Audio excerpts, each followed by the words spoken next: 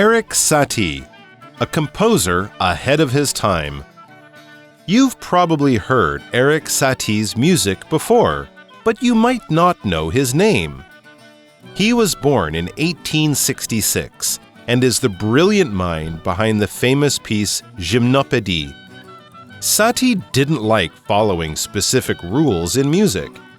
That's why his simple yet unique compositions felt different from anything people had heard before. Satie was a special person as well, with many quirks.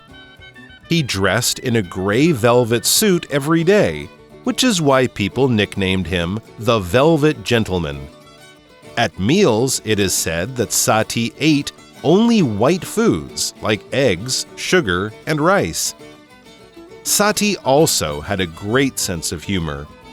Instead of regular musical instructions, Satie often wrote funny and creative ones like light as an egg or very Turkish. He also gave his music funny titles such as Three Pieces in the Shape of a Pear. Interestingly, the song had nothing to do with pears, and it wasn't even 3 pieces. Instead, it was 7. Today's warm-up quiz is blank. Writing long songs, Erik Satie wrote short, simple pieces. A. Because of. B. Instead of. C. In spite of. D. As. You have 15 seconds to think about it.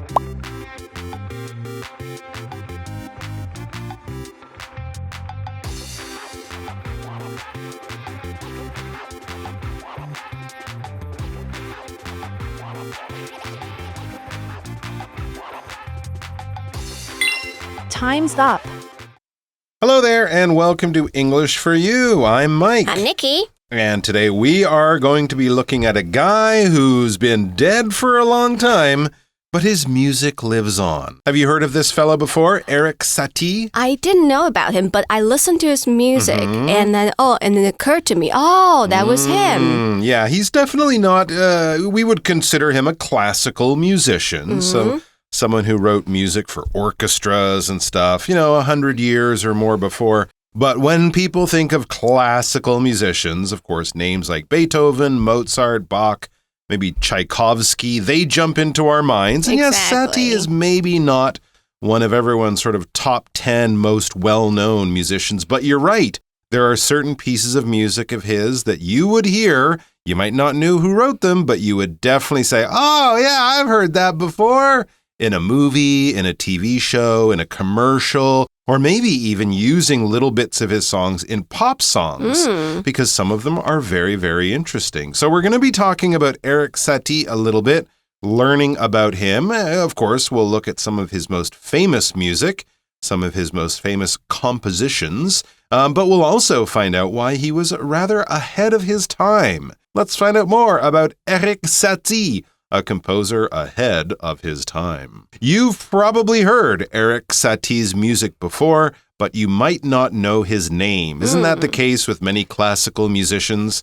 I actually have a CD at home I've had many, many years, and it's called like The World's Greatest Classical Music, and it's filled with songs that I know, but many times I have to get the box and I have to read and go, who wrote this? Oh, this is Brahms, or this is, Mahler or people like that. So there are a lot of these classical musicians and other musicians too, modern ones, pop stars, rock stars.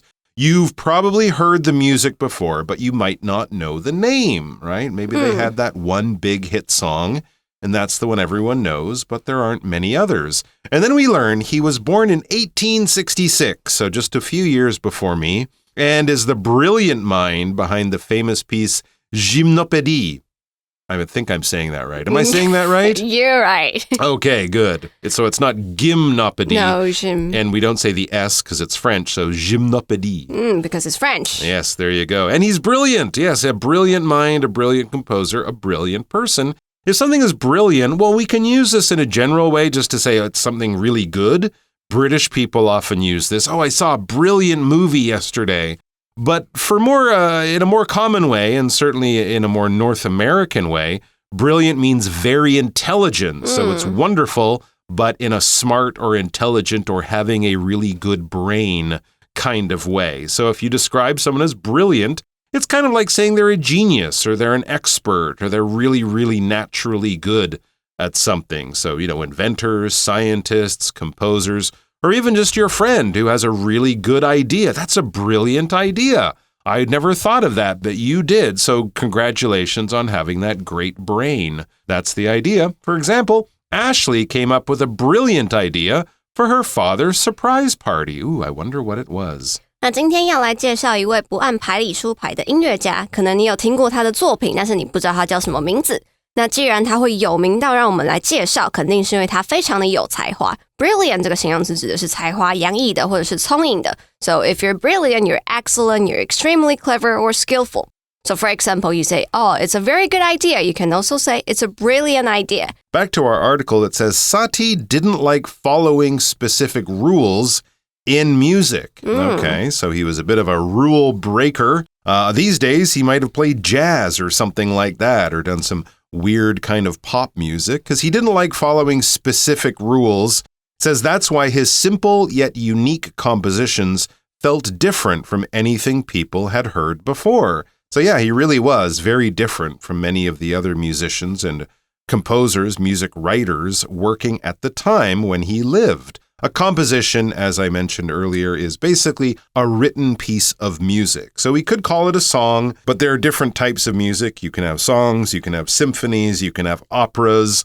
All of those are compositions, music that has been new music that has been written. And he was a rule breaker. He didn't like following specific rules in music. When we say specific, we're talking about a thing, a person, or a group that is one particular thing, person, or group. The idea here is there's probably many like it, but they're all a little bit different. And I'm not talking about all of them as a group. I'm talking about one special one. Okay, so someone might say, oh, I really like eating fruit for breakfast. And then I might be interested and say, oh, what specific fruit is your favorite? What one fruit out of all the fruit in the world is your favorite? And someone might say, oh, guava is my favorite. That's specific fruit. I also like bananas and oranges and apples, but guava, this fruit among all the fruit, is my favorite one.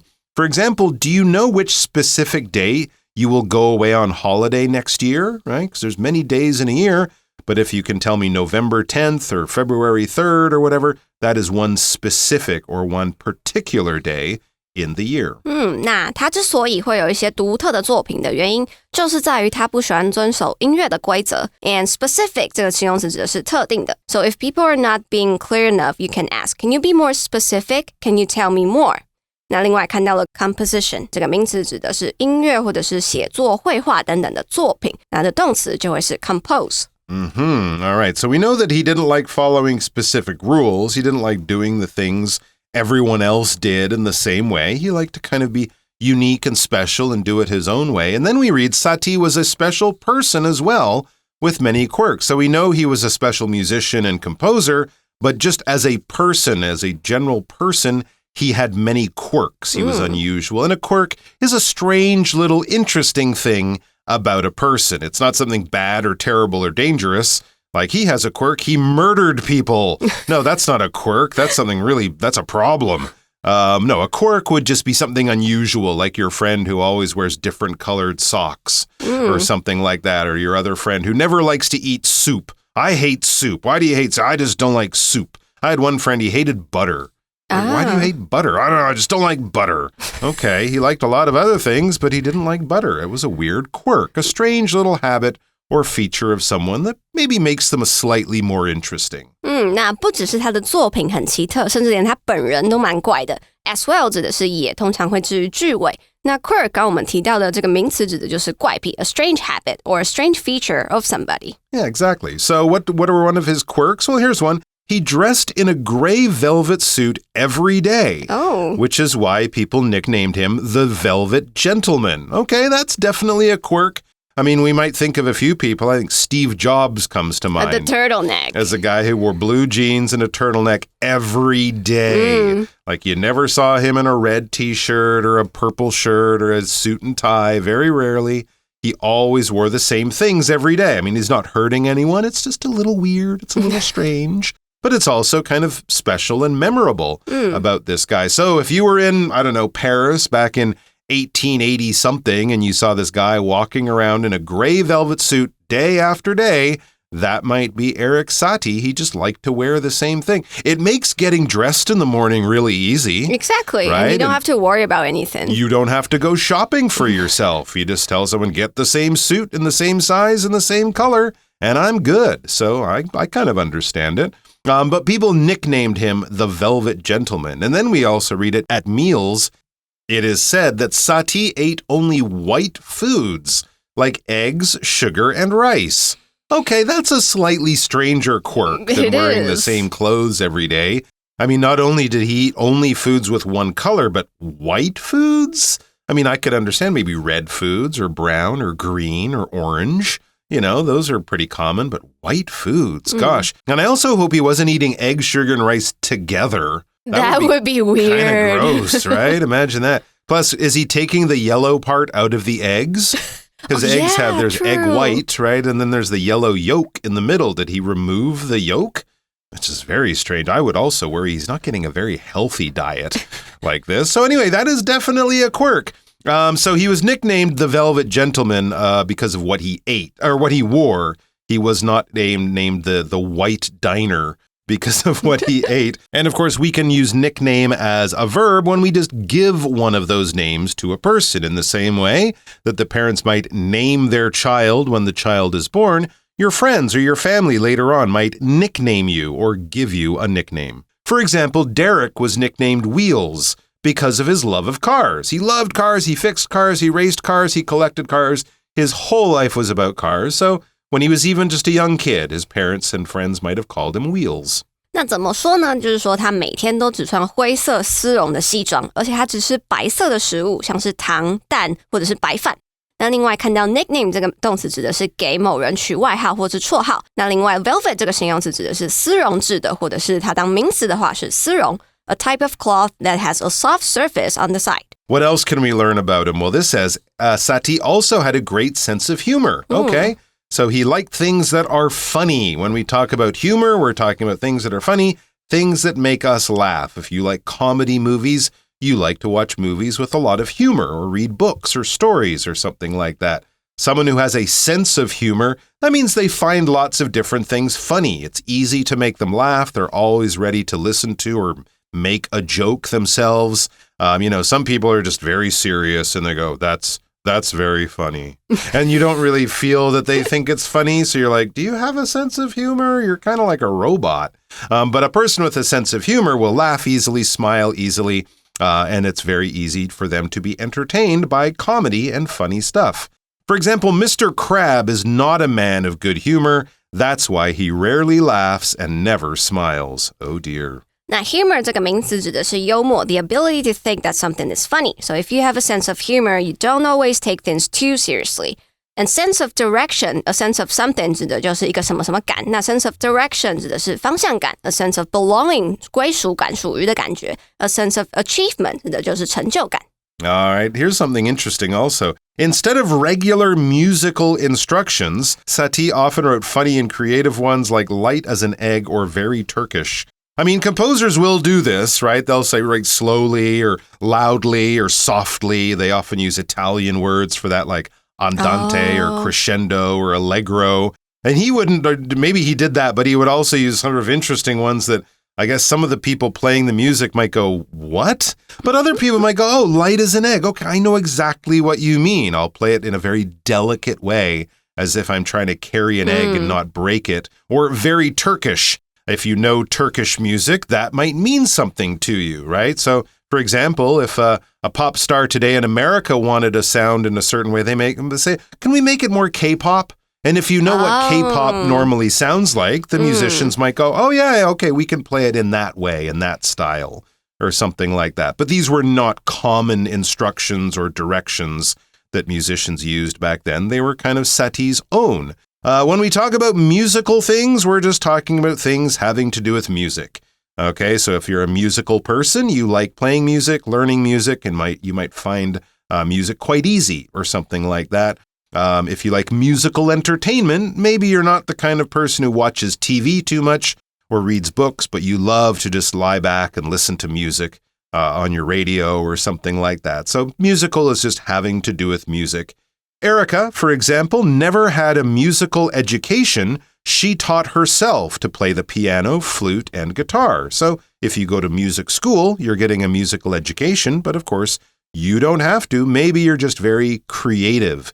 And creative is involving the use of skill and imagination to produce something new or a work of art. Scientists and inventors can be creative. And of course, many artists are creative. You might not be. You might just like playing music or dancing to things that other people design or plan. Or you might be the person with your own new, special, original, amazing ideas, and you're always getting these ideas in your brain and you turn them into wonderful art. You're obviously very creative. For example, this website has many creative ideas and examples for people who like to knit. Lots of good, original, special ideas there. 那这句还包含了今天的文法 Let's take a look.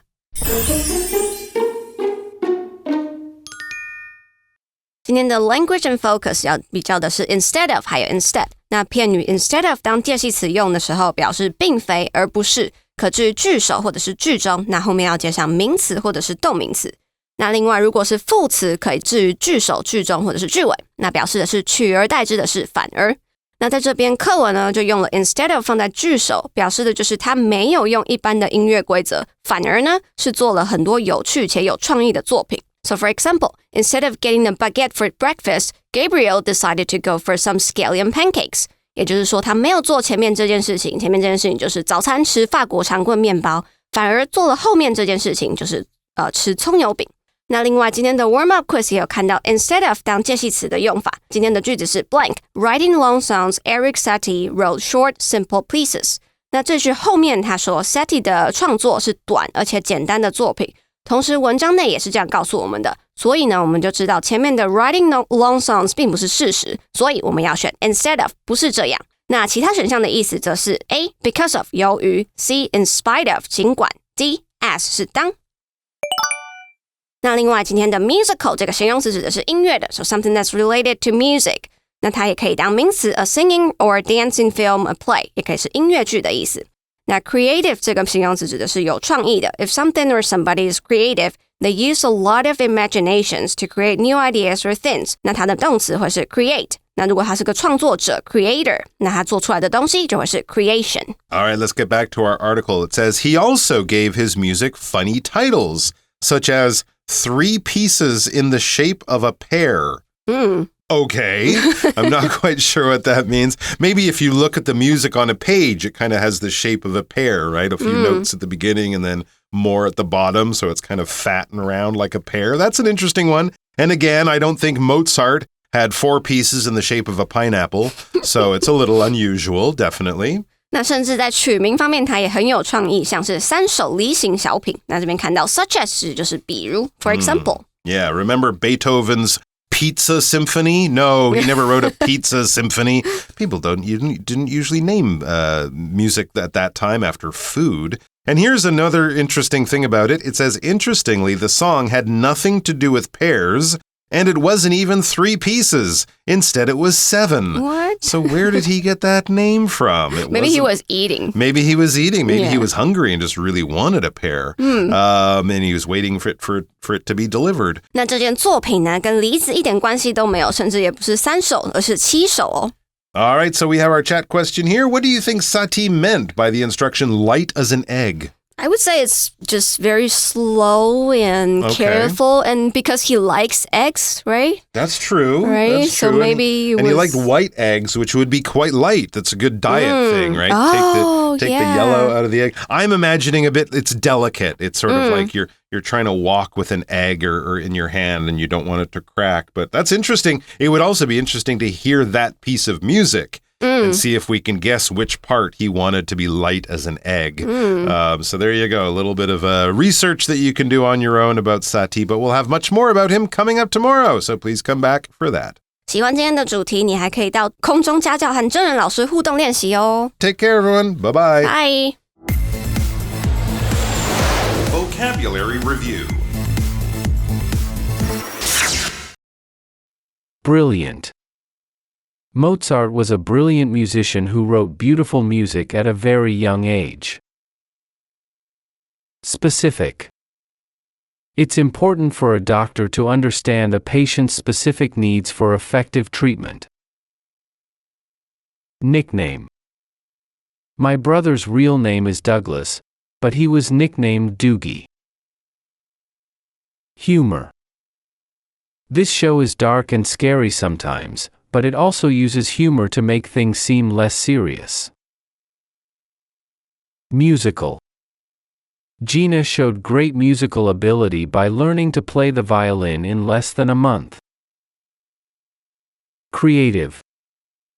Michelle is an artist who often paints things in a very creative style that people love. 智慧小补帖 Composition. Quirk. Velvet.